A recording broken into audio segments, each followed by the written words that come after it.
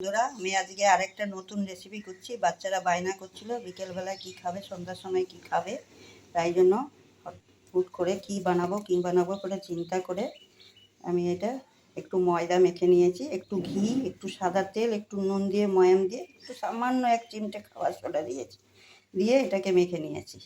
আর একটু কাজু কুচিয়ে নিয়েছি, একটু কিশমিশ কুচিয়ে নিয়েছি, একটু খেজুর নিয়েছি কুচিয়ে, এটা চিনির গুঁড়ো, এটা দুধ পাউডার গুঁড়ো, আর এটা বাটার।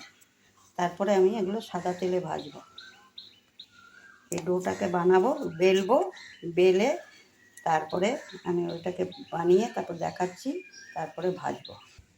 লেচিটাকে দেখেন বেলে নিয়েছি, এর মধ্যে আমি একটু বাটার দিয়ে দিচ্ছি।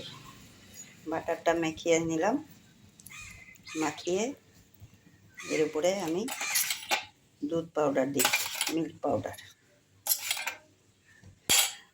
এটা মাখিয়ে নিলাম।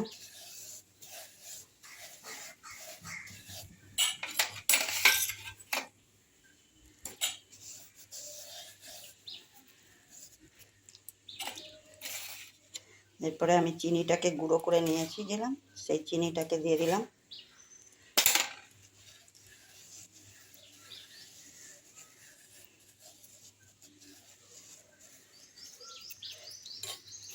এরপরে আমি কাজুটাকে ওই যে কুচিয়েছিলাম সেটা দিয়ে দিলাম। এরপরে কিশমিশটা কুচিয়েছিলাম সেটা দিয়ে দিলাম, খেজুরটা কুচিয়েছিলাম সেটা দিয়ে দিলাম। একে একে আমি সব উপকরণগুলো দেখুন এর মধ্যে বিছিয়ে দিয়েছি। এবার এটাকে রোল করে পেঁচাবো এমনি করে।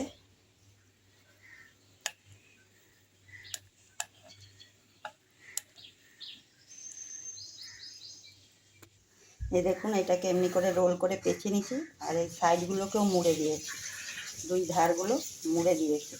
এবার এগুলোকে পিস পিস করে কাটবো, এমনি করে পিস পিস করে কাটবো। এগুলো সব পিস পিস করে কেটে নিয়েছি। এবারে এই দুই মাথাগুলো একটুখানি মুড়ে মুড়ে দেবো। এই দেখুন এমনি করে দুই পাশটা মুড়ে মুড়ে দেবো, মুড়ে তারপর তেলে ভাজবো। এই দেখুন আমি সবগুলো মুড়ে নিয়েছি। এবার আমি একে একে সব তেলে ছাড়বো। তেলটা বসিয়ে দিয়েছি, মানে সাদা তেল, এর মধ্যে আমি সব ছেড়ে দিচ্ছি। এটা আস্তে আস্তে ভাজা হবে।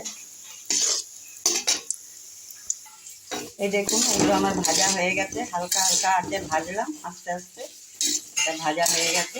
এবার আমি গ্যাস বন্ধ করে দেবো। এই দেখুন এটা তৈরি হয়ে গেছে। এবার আমার নাতি নাতনিকে খেতে দেবো এগুলো।